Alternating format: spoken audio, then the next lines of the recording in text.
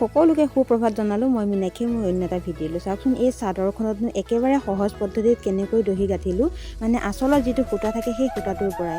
এয়া দেখিছেনে, মই মানে বাকীখিনি গাঁঠি দি দিলোঁ, এইকণ ৰাখি থৈছোঁ আপোনালোকক দেখাম বুলি। মানে প্ৰথমতে সেই সূতাখিনি যিখিনি আচলৰ সূতা থাকে, আৰু আপোনালোকে যদি এনেদৰে বান্ধা নাই বান্ধিব পাৰিব, একেবাৰে সহজ। আৰু যিসকলে নতুনকৈ দহি বান্ধিব বিচাৰিছে তেখেতসকলে এই ভিডিঅ'টো চাব আৰু সম্পূৰ্ণকৈ, তেতিয়া মানে বুজি পাব।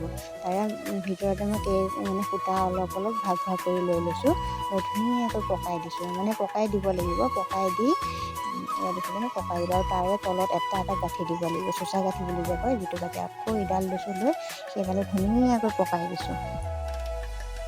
পকাই এনেকৈ পকাই দিলোঁ, লৈ এতিয়া আকৌ সেই সূতাকেইডালৰ লগতে এটা তলত গাঁঠি দি লৈছোঁ।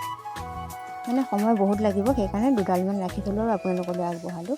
এতিয়া সেই দুয়োডাল সূতা লগ লাগি এটা গাঁঠি দি ল'ব। মানে জেনেৰেলি যিটো গাঁঠি দিওঁ সেই গাঁঠি তেনেকৈ দি ল'ব লাগিব। এই সূতাটো কেতিয়াও পকাই ল'ব নালাগে। এনেকৈ বান্ধিলে মানে যিটো জাল গুঠনি বুলি কয়, এনেকৈ বান্ধিলেও জাল গুঠনি ল'ব পাৰে, মানে বনাই ল'ব পাৰে। এটা গাঁঠি, দুটা গাঁঠি, এটা জোখত সকলোখিনি ধুনীয়াকৈ এটা গাঁঠি দি ৰাখি ল'লোঁ। দেখিছেনে, হৈ গৈছে গাঁঠিবোৰ দি দিয়া।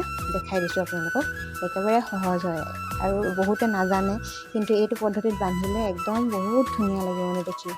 দেখিছেনে, বাকীখিনি বান্ধা দেখালোঁ, এইকেইডাল ৰাখি থৈছোঁ আপোনালোকক দেখাম বুলি দেখাইছোঁ। চাওকচোন, তাৰে মাজতে সূতাখিনি লৈ লৈছোঁ। লৈ সেই সূতা মানে যিখিনি গাঁঠি আছিলে, গাঁঠিটোৰ পৰা সূতাখিনি লৈ এটা বেজীৰ সহায়ত এতিয়া চিধাকৈ সুমুৱাই দিলোঁ, আৰু এটা টান কৰি মানে টানি গাঁঠিটো দি দিব।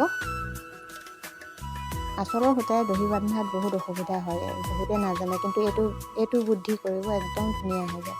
দেখিছেনে, একেবাৰে সহজ হয়। দি দিলোঁ, এতিয়া কেঁচিখনৰ সহায়ত সমানে কাট দি দিলোঁ।